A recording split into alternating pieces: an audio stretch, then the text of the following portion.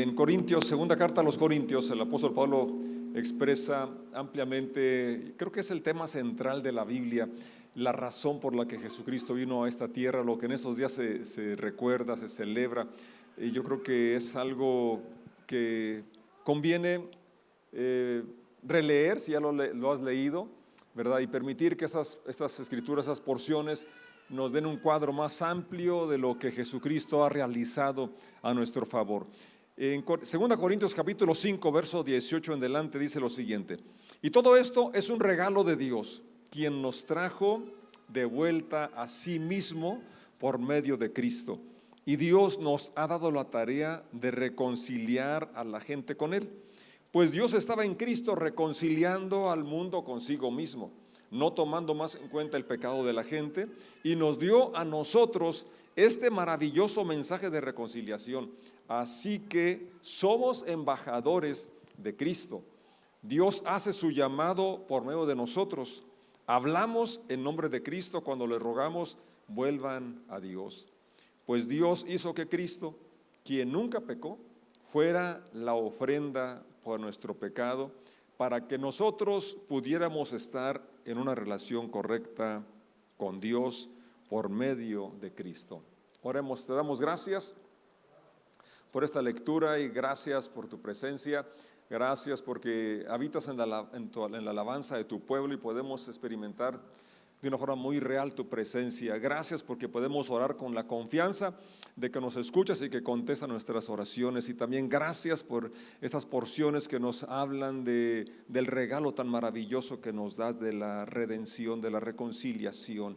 Padre, que nuestro espíritu y mente estén abiertos a tu presencia en esta hora. En el nombre de Jesús decimos amén, amén. El versículo con el que inicio es el 18 y dice: y todo esto es un regalo. O sea, lo que experimentamos es un regalo, pero podríamos ampliar mucho más esto. Como dice Santiago: toda buena dádiva, todo don perfecto desciende de lo alto, del Padre de las luces, en el cual no hay sombra de variación. Entendemos que la vida es un regalo, que la salud es un regalo, la familia es un regalo, el amor es un regalo, la esperanza, la fe, la alegría. ¿Están de acuerdo conmigo?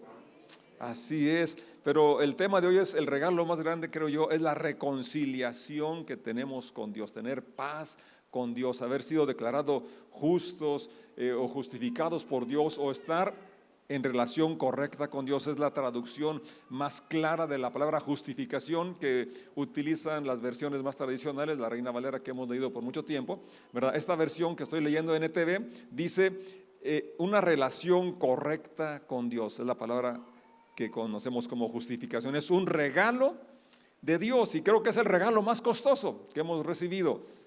Un regalo muy costoso porque fue la vida de Jesucristo, fue el sufrimiento que estuvo dispuesto a padecer para otorgarnos este regalo tan invaluable, y ojalá podamos valorarlo más y así en gratitud servirle, amarle y adorarle.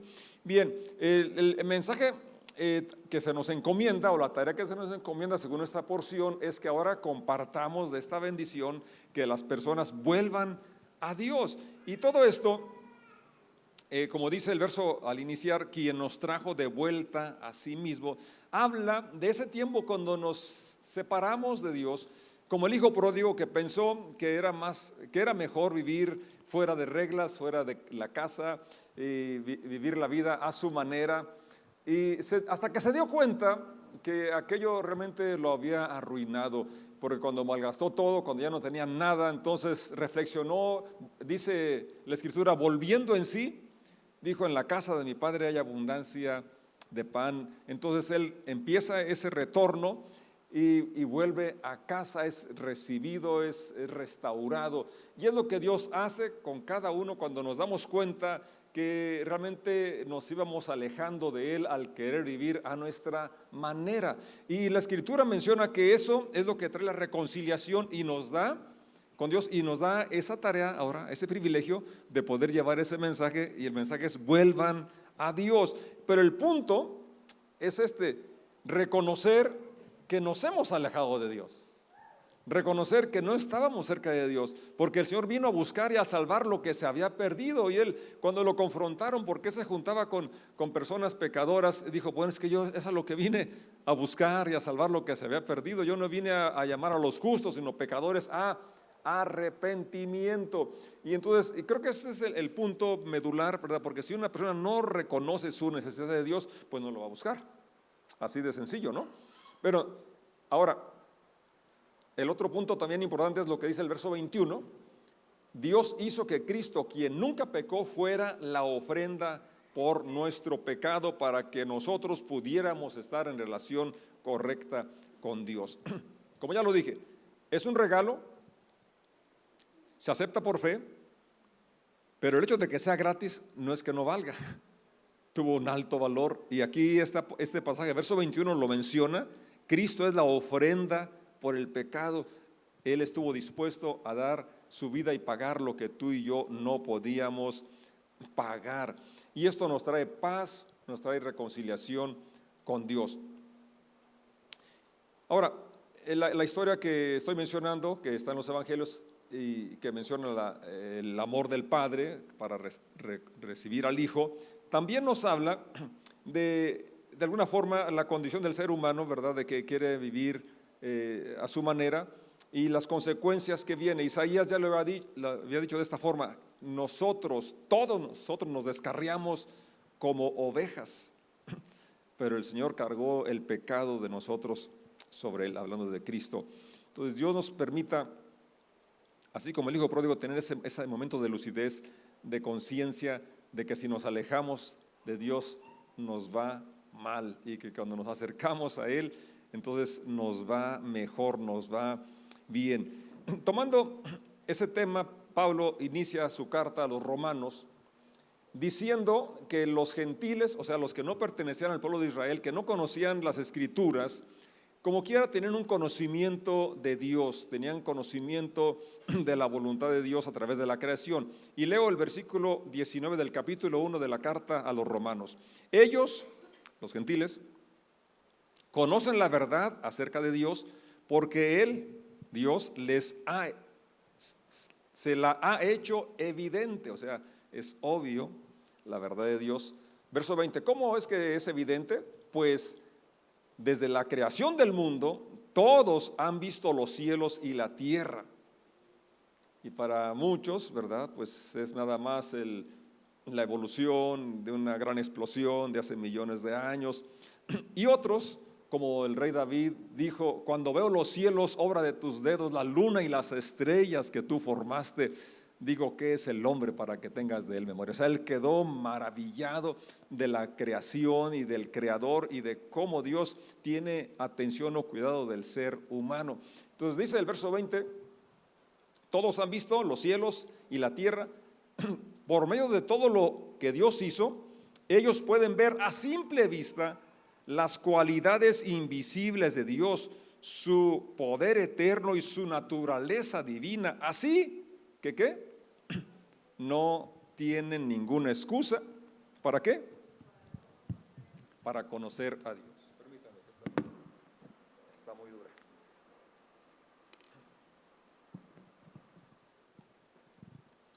Bien, entonces la creación nos habla de un creador inteligente, un creador poderoso, pero también amoroso. Porque antes de crear al hombre, creó su hogar. Aún hoy, con todo el daño que le hemos hecho al planeta, es un planeta, un lugar maravilloso. Sí, imagínense recién hechecito, ¿verdad? Entonces, la creación nos habla del creador, y aquí menciona que el problema no es que no lo conozcan, sino la reacción ante un Dios de amor. Dice el verso 21, es cierto, ellos conocieron a Dios, pero no quisieron adorarlo como Dios ni darle gracias. En cambio, comenzaron a inventar ideas necias sobre Dios. Como resultado, la mente les quedó en oscuridad y confusión. Y aquí veo yo, ¿verdad?, por qué hay esa degradación en los seres humanos. E incluso hoy, que se supone que en el siglo de las luces y con tanta avance en la ciencia y demás áreas del ser humano, sigue prevaleciendo la violencia y tantas cosas tristes que aquejan a la humanidad. Parece que aquí está la respuesta, el resultado de querer quitar a Dios de la escena, querer ignorar sus principios, sus leyes. Y dice el verso 28, por pensar que era una tontería reconocer a Dios, ¿qué sucedió? Él los abandonó a sus tontos razonamientos y dejó que hicieran cosas que jamás deberían hacerse. Y eso es lo que estamos mirando a nuestro alrededor y que no es nuevo. Y el capítulo 1, Pablo lo enfoca a decir la condición de las personas que no tenían acceso a las Escrituras, pero que sí había una forma de conocer a Dios, y que el problema no es que no lo conocían, sino aún conociéndolo, no lo glorificaban como a Dios ni le dieron gracias. Ahora, capítulo 2 se enfoca a las personas que sí conocían las Escrituras, que sí conocían la voluntad de Dios y que tienen ciertas prácticas religiosas, pero que hasta ahí habían llegado nada más a hacer prácticas externas. Capítulo 2 de Romanos dice: la ceremonia judía de la circuncisión solo tiene valor si obedeces la ley de Dios. Pero si no obedeces la ley de Dios, no estás en mejor condición que un gentil incircunciso. Y si los gentiles obedecen la ley de Dios, ¿acaso Él no los considerará su propio pueblo? De hecho, los gentiles incircuncisos que cumplen la ley de Dios los condenarán a ustedes, judíos que están circuncidados y tienen la ley, pero no la obedecen. 28, pues, no se es un verdadero judío, o cristianos podríamos decir aquí, solo por haber nacido de padres judíos, o sea, por una herencia, nacer en familia creyente, ni por haber pasado por la ceremonia de la circuncisión o por el bautismo. No, un verdadero judío es aquel que tiene el corazón recto a los ojos de Dios. La verdadera circuncisión no consiste meramente en obedecer la letra de la ley, sino ¿en qué cosa? En un cambio en el corazón, y producido por el Espíritu Santo. Y una persona con un corazón transformado busca la aprobación de Dios, no la de la gente. Qué liberación, ¿verdad? Cuando tú no tienes que darte cuidado de las personas, sino que hay un mover interno de agradar a Dios, de vivir según su voluntad, según su propósito, y tu interés va a ser ese, agradar, complacer a Dios. Pero todo esto, como miramos, es obra del Espíritu Santo, y lo que tú y yo hacemos es solamente hacer esa media vuelta, volver nuestro corazón, nuestra vista a Dios, cuando reconocemos que si al caminar según mi criterio, si soy sabio en mi opinión, me voy alejando de los principios de Dios, pues traemos esa naturaleza que tiende a la rebelión. San Juan capítulo 8 nos narra ese acontecimiento que ya David lo expuso, cuando aquella mujer es sorprendida en adulterio y la llevan ante el Señor para tenderle una trampa, y le dicen: la ley dice que a tales mujeres hay que apedrearlas. Y la ley no decía eso, decía más que eso, decía que a ambos habría que apedrearlos, a ambos que habían sido tomados en adulterio. Pero para que veamos cómo el hombre y en la religión, ¿verdad?, se maneja la doble moral y muchas cosas que van contra el corazón y la voluntad de Dios. Jesucristo pues estaba escribiendo en tierra, no sabemos qué escribiría, pero quizás escribió: con amor eterno te he amado, por tanto te prolongué mi misericordia. Yo no sé, pero lo que sí sé es que para mi tema es esto, que en un versículo, es el verso 9 del capítulo 8 de Juan, dice que los presentes, acusados por su conciencia, se fueron del mayor al menor, se fueron alejando. Y esto habla pues de que, como ya miramos en el capítulo 1 de Romanos, habla de que la creación habla del Creador, pero también la conciencia que tiene el ser humano le hace sentir cuando una cosa está mal. Y ahora, como cristianos, además de la conciencia y además del conocimiento de las Escrituras, tenemos el Espíritu Santo, que es mucho más sensible, y que incluso cosas que no hemos leído nos muestra cuando una actitud, cuando una palabra, cuando una acción no va de acuerdo al corazón del Padre o conforme a la nueva criatura que dice la Escritura que somos ahora en Cristo Jesús. Entonces, Pablo, después de esa disertación, capítulo 1, capítulo 2, llega al capítulo 3 y una declaración enfática, categórica, dice: por cuanto todos pecaron, están destituidos de la gloria de Dios. Pero no termina ahí, siendo justificados gratuitamente por su gracia. Y ese es nuestro tema, ¿verdad? Que hemos sido justificados gratuitamente.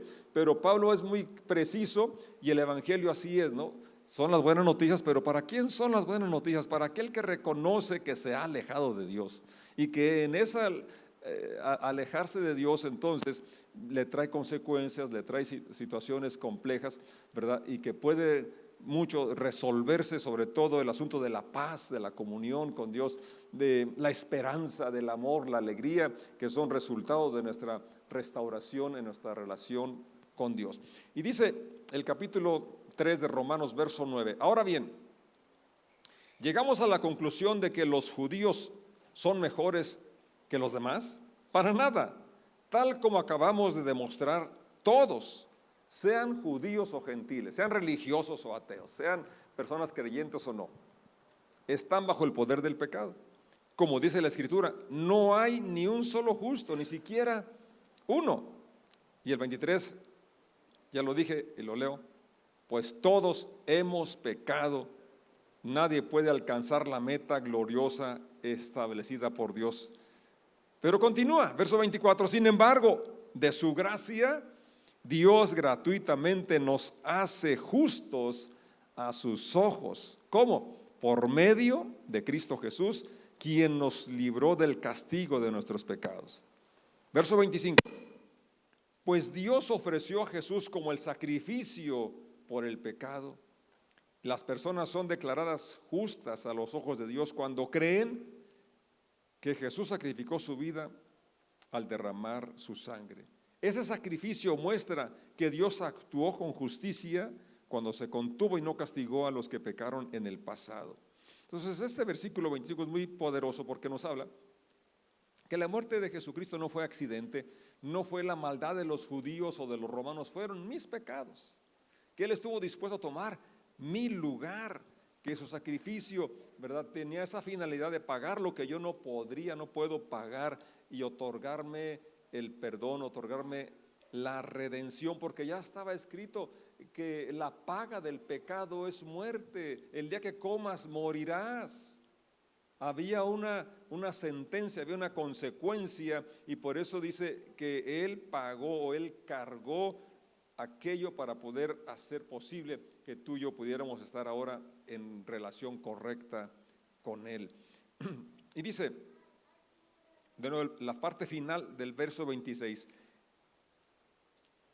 Voy a leerlo todo, por favor, verso 26. Porque miraba hacia el futuro y de ese modo los incluiría en lo que llevaría a cabo en el tiempo presente. Dios hizo todo esto para demostrar su justicia,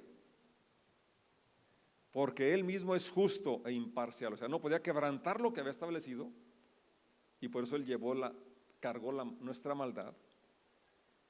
Y a los pecadores los hace justos a sus ojos cuando creen en Jesús. ¿Cuál es nuestra parte? Creer, aceptar, glorificarlo y darle gracias. Vamos a darle honra y gloria. Yo voy a invitar que nos pongamos de pie. Y si puedes valorar un poco más lo que Él ha hecho por ti. Romanos dice que aquellos que no creyeron o conociendo no le glorificaron ni dieron gracias, nos habla entonces lo que Dios espera de ti y de mí, que le glorifiquemos como Dios y le demos gracias. ¿Podemos hacerlo?